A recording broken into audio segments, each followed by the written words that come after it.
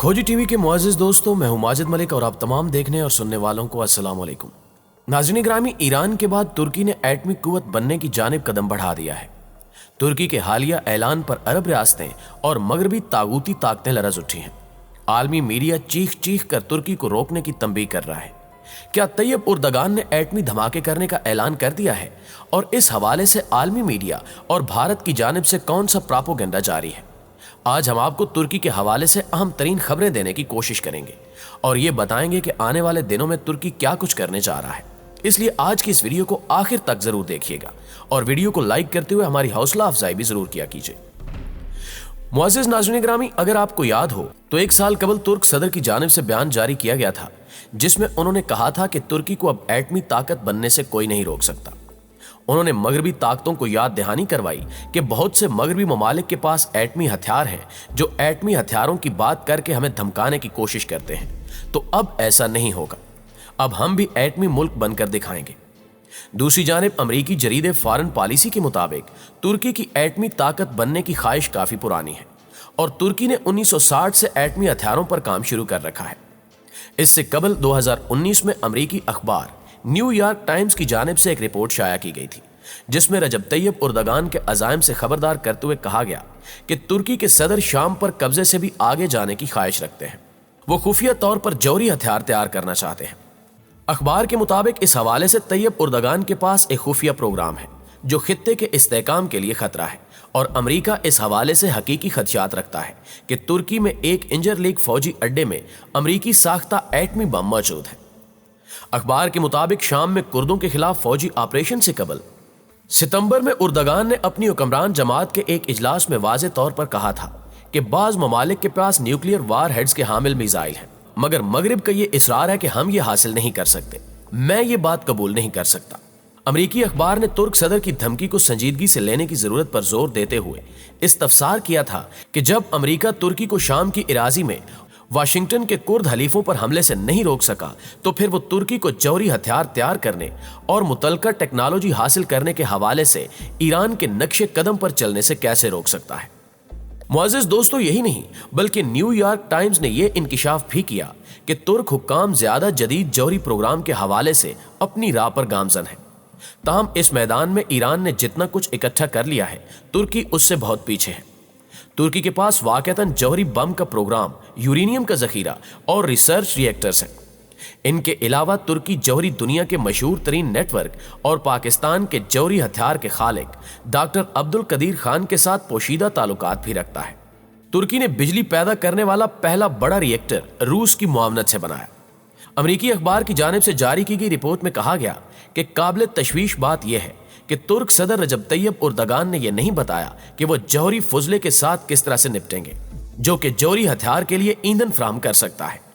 माहिरीन का कहना है कि तुर्की को जौहरी हथियार के हसूल में कई साल दरकार होंगे, या फिर यह मुमकिन है कि तैयब उर्दगान किसी डील के बदले दुनिया के किसी भी एटमी मुल्क से हथियार खरीद ले।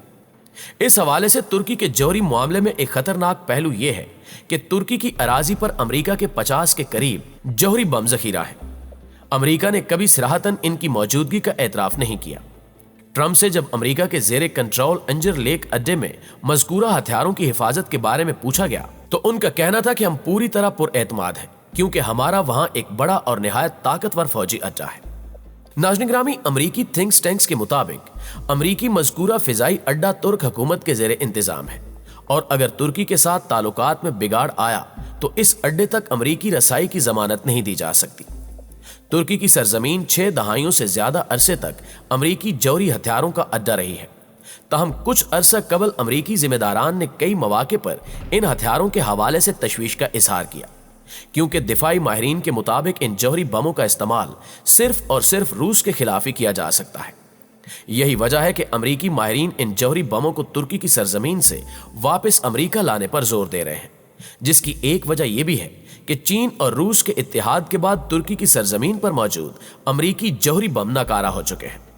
ताहम ये नेटो की हिकमत अमली का हिस्सा था ताकि इलाकाई खिलाड़ियों को जेरे निगरानी रखा जा सके और तुर्की को यह बात महसूस न हो कि उसे जौहरी बम तैयार करने की जरूरत है।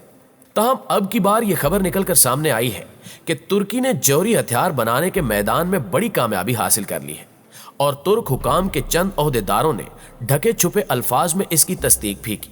गुज़श्ता 1 साल के दौरान रूस, तुर्की और चीन के दरमियान कुर्बतें बढ़ चुकी हैं।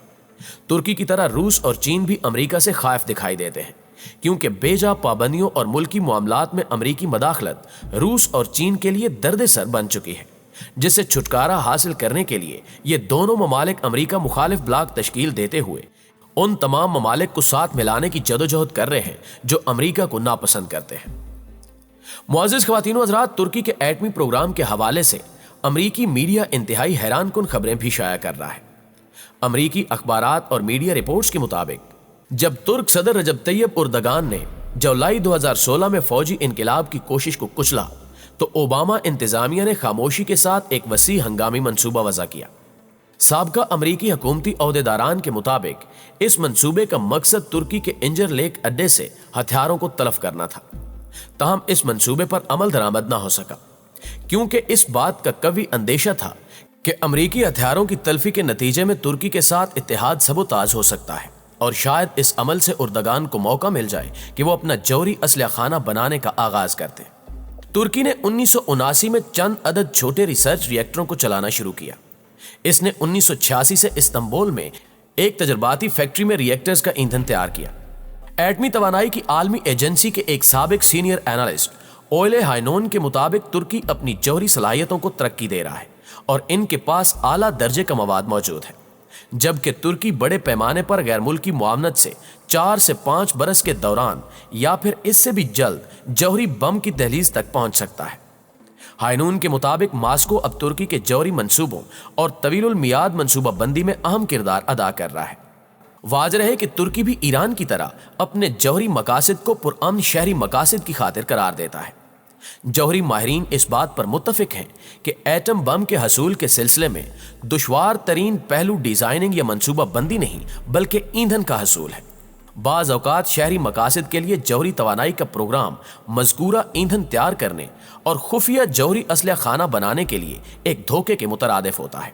ताहम तुर्की के पास यूरेनियम के बड़े ज़खायर मौजूद हैं और इसने कई दहाइयों से यूरेनियम को प्लूटोनियम में तब्दील करने के लिए मतलूब टेक्नोलॉजी हासिल करने पर खसूसी तवज्जो दे रखी है।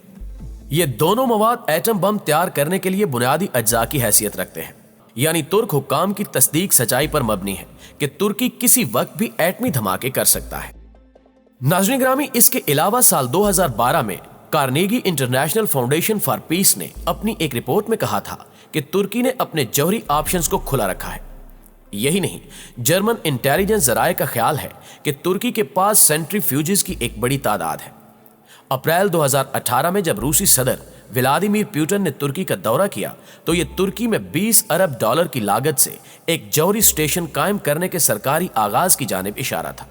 और अब 2 साल गुजर जाने के बाद यकीनन तुर्की इस काबिल हो चुका होगा कि वो एटम बम की तैयारी का आगाज कर सके। जी तो प्यारे दोस्तों, आज की इस वीडियो के बारे में आपकी राय क्या कहती है, कमेंट करके हमें भी जरूर बताइएगा। इंशाल्लाह आपसे मुलाकात होगी अगली वीडियो में। तब तक अपना और अपने प्यारों का ढेर सारा ख्याल रखिएगा। अल्लाह निगहबान।